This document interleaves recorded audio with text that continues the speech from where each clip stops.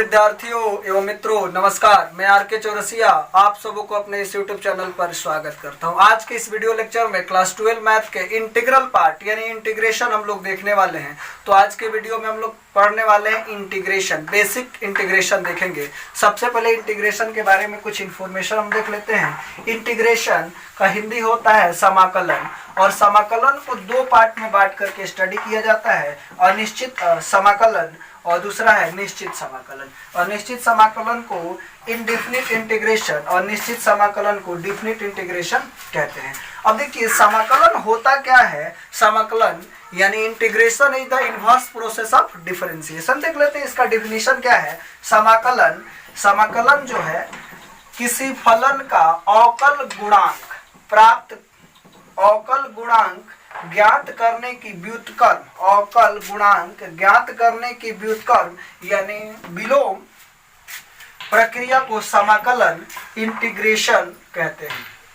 देखिए इंटीग्रेशन का जो साइन होता है हम लोग सिंपल एस बनाते हैं इस तरीका से। इसको सीधा और थोड़ा सा लंबा कर दिया जाएगा तो हमारे पास हो जाएगा साइन ऑफ इंटीग्रेशन। तो ये हमारे पास हो गया साइन ऑफ इंटीग्रेशन, जिसको समाकलन का चिन्ह कहा जाता है। जिस फंक्शन को इंटीग्रेट करना होता है उसको बोलते हैं समाकल्य, जिसको इंग्लिश में बोला जाता है इंटीग्रांड। ठीक है। और जो फंक्शन इंटीग्रेट करेंगे तो कोई ना कोई फंक्शन प्राप्त होगा, उस फंक्शन को हम लोग बोलेंगे समाकल, जिसको इंग्लिश में बोलते हैं प्रिमिटिव या इंटीग्रल। इसको एंटी डेरिवेटिव भी कहा जाता है। और साथ ही साथ एक कांस्टेंट भी लगाया जाता है, जिसको हम लोग बोलते हैं समाकलन का अचर, कांस्टेंट ऑफ इंटीग्रेशन। क्या बोला जाता है?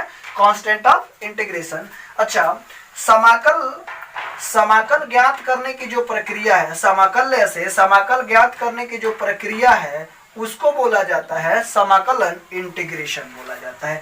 ये कांस्टेंट हम लोग इसलिए लगाते हैं कि कोई फंक्शन जो है, अगर कांस्टेंट फंक्शन को डिफरेंशिएट किया जाता है तो उसका डिफरेंशिएशन होता है जीरो। कांस्टेंट फंक्शन का डिफरेंशिएशन होता है जीरो। जैसे अगर आपके पास एक्स स्क्वायर प्लस सी है y बराबर, इसको डिफरेंशिएट करेंगे तो डी बाई डी एक्स हो जाएगा डी एक्स स्क्वायर बटा डी एक्स और प्लस डी सी बटा डी एक्स। इसका हो जाएगा 2x प्लस जीरो, यानी कि हमारे पास डी बाई डी एक्स क्या मिल जाएगा? 2x। अच्छा, ये इंटीग्रेशन जो होता है इनवर्स प्रोसेस ऑफ डिफरेंशिएशन, यानी इस फंक्शन को इंटीग्रेट करेंगे तो ये फंक्शन मेरे को प्राप्त तो होना चाहिए। तो अगर बोथ साइड इंटीग्रेट कर देंगे तो हमारे पास क्या हो जाएगा? किसके रिस्पेक्ट में इंटीग्रेट करना पड़ेगा? x के रिस्पेक्ट में। तो ये हमारे पास क्या हो जाएगा? y मिल जाएगा।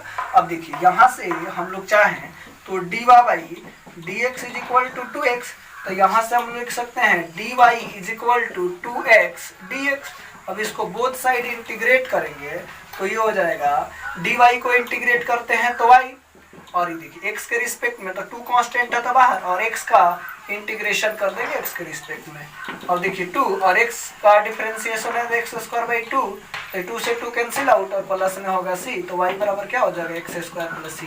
तो देखिए हमारा फंक्शन आ गया। तो हम लोग अभी देखने वाले हैं कि इसका फार्मूला क्या है, लेकिन आपको याद रखना होगा कि जब इंटीग्रेशन करते हैं तो एक कांस्टेंट ऑफ इंटीग्रेशन या समाकलन का अचर यानी कि एक c या कहीं कहीं c के जगह पर k यूज किया जाता है। तो आप c यूज करिए या फिर k यूज करिए।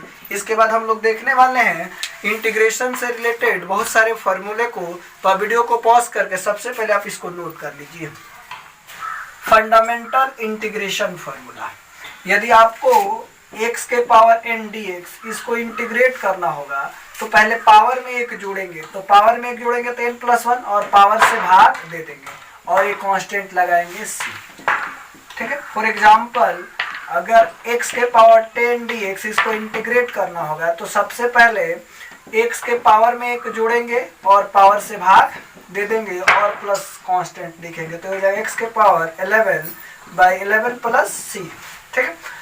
अब देखिए यदि इसी टाइप का एक और लीनियर फंक्शन का पावर है ax प्लस b के पावर n, तो ये लीनियर फंक्शन होना चाहिए और दूसरा फंक्शन नहीं होना चाहिए। फार्मूला तभी लगेगा जब ये लीनियर फंक्शन रैखिक फंक्शन होना चाहिए। तो क्या करेंगे? इसके पावर में एक जोड़ेंगे तो ax प्लस b के पावर n प्लस 1 और डिवाइडेड बाई n प्लस 1, और जो x का कोफिशिएंट है उससे भी भाग दिया जाता है, तो x के कोफिशिएंट से भाग देंगे तो ये हो जाएगा और प्लस में c हो जाएगा। साथ ही ध्यान रखना होगा ये n के पावर नेगेटिव नहीं होना चाहिए, यानी कि n के पावर n जो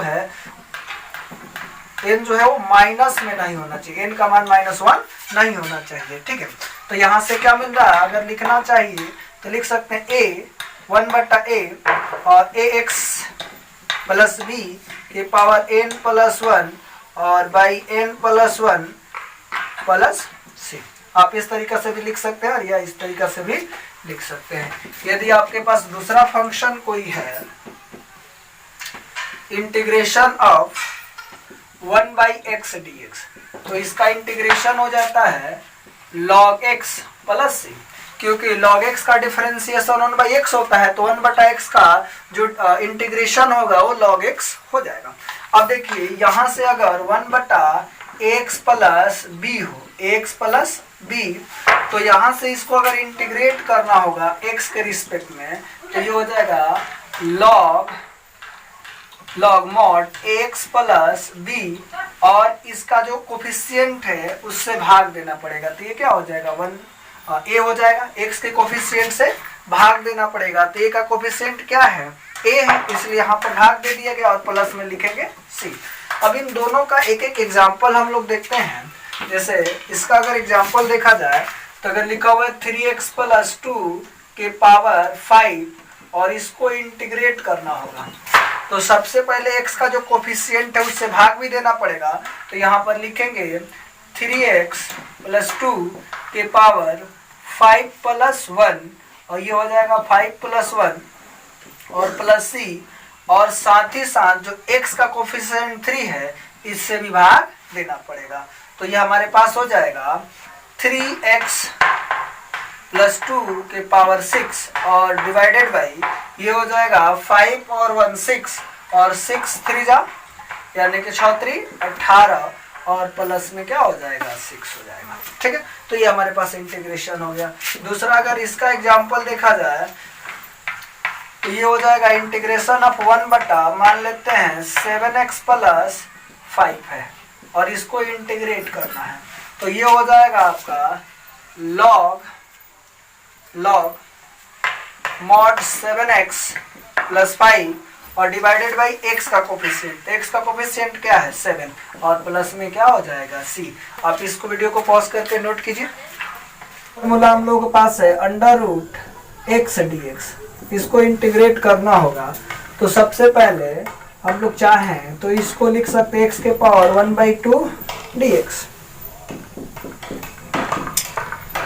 तो यहाँ से पावर में एक जोड़ेंगे तो x plus 1/2 plus 1 divided by 1/2 plus 1 और प्लस c, तो यहाँ से हो जाएगा x के पावर 1/2 प्लस 1, तो ये हो जाएगा हमारे पास 3/2, क्योंकि 1 रुपया और 8 आना हो जाएगा 1.5 रुपया, और 1.5 रुपया को क्या लिख सकते हैं 3/2, और नीचे में भी हो जाएगा 3/2 प्लस c, तो यहाँ से हम लोग देखें तो ये पलटी मारेगा तो हो जाएगा 2/3 और x के पावर 3/2 प्लस c, तो यहाँ से हम लोग को मिल रहा है, इसलिए इंटीग्रेशन ऑफ √x dx, तो ये क्या हो जाएगा 2/3, इसको आपको याद करना है, √x dx का जो इंटीग्रेशन होगा 2/3 x के पावर 3/2 प्लस c। अब देखिए अगर आपको इंटीग्रेट करना होगा 1 बटा √x dx, तो इसको इंटीग्रेट करना पड़ेगा, तो इसको लिख सकते हैं 1 बटा x के पावर 1/2 dx लिख सकते हैं, और ये हो जाएगा, इसको अगर ऊपर ले जाएंगे तो -1/2 dx। अब देखिए इसको इंटीग्रेट करना है, तो सबसे पहले पावर में एक जोड़ेंगे और पावर से भाग दे देंगे और प्लस c, तो ये हो जाएगा, एक में से 1/2 अगर घटाया जाएगा तो ये हो जाएगा 1/2 और नीचे में हो जाएगा 1/2 और प्लस में हो जाएगा c, और ये पलटी मारेगा तो ऊपर चला जाएगा, और x के पावर 1/2 प्लस c हो जाएगा 2, और x के पावर 1/2 को लिखते हैं √x और प्लस c, तो यहाँ से हम लोगों को क्या मिल गया, इसलिए इंटीग्रेशन ऑफ 1 बटा √x dx is equal to 2 √x plus c। अच्छा, नेक्स्ट फॉर्मूला हम लोग पास है इंटीग्रेशन ऑफ 1 बटा x² dx, तो इसको हम लोग लिख सकते हैं इंटीग्रेशन ऑफ x के पावर -2 dx। इसको अगर इंटीग्रेट करना होगा तो x के पावर 2 + 1 और -2 + 1 + c। जब भी पावर का इंटीग्रेशन करते हैं तो पावर में एक जोड़ा जाता है और पावर से भाग दिया जाता है। तो यहाँ पर हो जाएगा x के पावर -1 बटा -1 और प्लस c। तो ये हो जाएगा माइनस x के पावर -1। तो इसको हम लोग लिखे हैं तो इसको लिख सकते हैं -1 बटा x। और ये किसका इंटीग्रेशन हो जाएगा 1 बटा x² का इंटीग्रेशन। तो 1 बटा x² का इंटीग्रेशन मिल जाएगा -1 बटा x। हम लोग जानते हैं इसका डिफरेंशिएशन ये होता है तो इसका इंटीग्रेशन भी ये होगा, क्योंकि हम लोग जानते हैं कि 1 बटा x का डिफरेंशिएशन होता है -1 बटा x²। तो इसका इंटीग्रेशन ये मिलेगा 1 बटा x और माइनस साइन यहाँ पर आ जाएगा। तो हम लोगों को बेसिकली नोट में याद रखना है कि अगर कोई पूछ रहा है √x dx, √x का इंटीग्रेशन, तो क्या लिखेंगे तो 2/3 और x के पावर 3/2 प्लस c। और नेक्स्ट है अगर इंटीग्रेशन 1 बटा √x dx का कोई पूछ रहा है तो इसको बोलेंगे 2 √x प्लस c। और तीसरा जो है नोट में आपको याद रखना 1 बटा x² dx, इसका हो जाएगा -1 बटा x। ये तीनों फॉर्मूला बहुत ही इंपॉर्टेंट है तो आप इसको नोट करके याद कर लीजिएगा, ठीक है। नेक्स्ट फॉर्मूला हम लोगों के पास है इंटीग्रेशन ऑफ e के power x dx।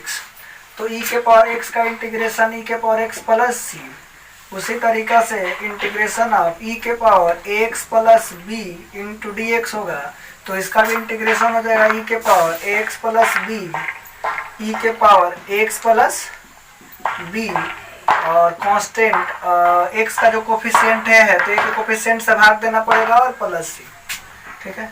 Next formula हम लोग पास है a के पावर x dx। तो a के पावर x का डिफरेंशिएशन हम लोग जानते थे कि a के पावर x का डिफरेंशिएशन होता है a के पावर x log a।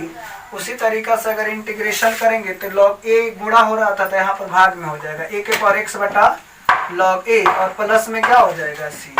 इसी तरीका से अगर लिखा जाए इंटीग्रेशन ऑफ a के पावर cx प्लस d, तो इसका इंटीग्रेशन अगर हमको करना है तो ये हमारे पास हो जाएगा a के पावर cx प्लस d और डिवाइडेड बाई log a और x का कोफिशिएंट कितना है c, तो c से विभाग देना पड़ेगा और प्लस में हो जाएगा c। अब देखिए sin x का इंटीग्रेशन कोई पूछ रहा है आपसे sin x, तो sin x का इंटीग्रेशन हो जाता है minus cos x plus c। तो sin का integration minus cos x plus c और cos x का डिफरेंशिएशन होता था माइनस sin x, तो इसलिए इसका उल्टा हो जाएगा। अब देखिए sin x के बाद cos x का इंटीग्रेशन हो जाएगा sin x प्लस c। अब देखिए sec² x, तो tan x का डिफरेंशिएशन sec² x होता है तो sec² x का इंटीग्रेशन हो जाएगा tan x प्लस c। अब देखिए sec x into tan x, तो sec x का जो डिफरेंशिएशन होता है sec x into tan x, तो sec x into tan x का इंटीग्रेशन हो जाएगा sec x प्लस c। अब देखिए यहाँ पर आपके पास है cosec x into cot x into dx, तो ये हमारे पास हो जाएगा minus cosec x minus cos x plus c, क्योंकि माइनस cosec x का डिफरेंशिएशन होता है minus cos x into cot x, तो माइनस यहाँ का साइन इधर चला आएगा। तो आपको सिंपल अभी याद करना, ये सारे फार्मूला को जब एप्लीकेशन करेंगे इसमें हम लोग देखेंगे तो ये सारा फार्मूला ऑटोमेटिक आपको याद हो जाएगा। आपको पता है कि 1 बटा √1 माइनस x², ये किसका डिफरेंशिएशन है साइन इनवर्स x का, तो ये हमारे पास हो जाएगा साइन इनवर्स x और प्लस में हो जाएगा c। इंटीग्रेशन ऑफ -1 बटा √1 माइनस x² इंटू dx, ये किसका है cos inverse x plus c। तो ये माइनस को अगर यहाँ से ना लिखा जाए तो इसको इधर भी लिख सकते हैं, ये माइनस यहाँ पर ना होगा तो कहाँ पे चला जाएगा यहाँ पर चला जाएगा। अब ध्यान से देखिए ये भी हो गया 1 बटा √1 माइनस x² और इसका differentiation sine inverse x plus c और इसका डिफरेंशिएशन क्या 1 बटा √1 माइनस x² का minus cos inverse x plus ठीक, यहाँ पे समझने वाली बात ये है कि LHS पार्ट दोनों का सेम है और RHS अलग अलग आ रहा है। तो अब देखिए ये माइनस अगर यहाँ पर होगा तो आपको 100% समझ में आएगा कि ये डिफरेंशिएशन है cos इनवर्स x का, तो इसका इंटीग्रेशन क्या हो जाएगा cos इनवर्स x। तो ये माइनस साइन को इधर से हम उधर भी तो भेज सकते हैं, तो ये क्या होगा, ये माइनस साइन अगर इधर लाएंगे तो हमारे पास ये हो जाएगा। अब integration of 1/1 plus x square dx, तो ये किसका होता है tan inverse x plus c, और यहीं पर अगर माइनस लग जाएगा तो माइनस लग जाएगा तो क्या हो जाएगा, या minus cot inverse x plus c, क्योंकि यहाँ पर माइनस होगा तो आप यहाँ पर याद रखिए कि 1/1 plus x square into D x, इसका 1/1 प्लस एक्स स्क्वायर का इंटीग्रेशन होगा।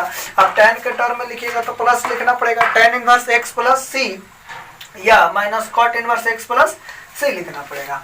अब देखिए, अब पहले इसको नोट कर लीजिए, ठीक है। देखिए इसके बाद हम लोग देखने वाले हैं, हम लोग को पता है कि सेक इनवर्स x का जो डिफरेंशिएशन होता है वो हो जाता है 1/mod x और under root x square minus 1, और इसका अगर इंटीग्रेशन किया जाएगा तो ये भी हो जाएगा sec inverse x plus c। लेकिन यहाँ पर जैसे ही माइनस लगता है तो किसका हो जाता है, वो हो जाता है हमारे पास cosec inverse x plus c। तो यहाँ पर हमको क्या करना पड़ेगा, माइनस लगाना पड़ेगा, जैसे माइनस 1/mod x और under root x square minus 1, ये हमारे पास किसका डिफरेंशिएशन होता है, ये cosec इनवर्स x का। तो इसका इंटीग्रेशन करेंगे तो ये हो जाएगा cosec inverse x plus c, लेकिन माइनस साइन यहाँ से उठा करके इधर लेकर के आएंगे तो ये हमारे पास माइनस हो जाएगा, ठीक है।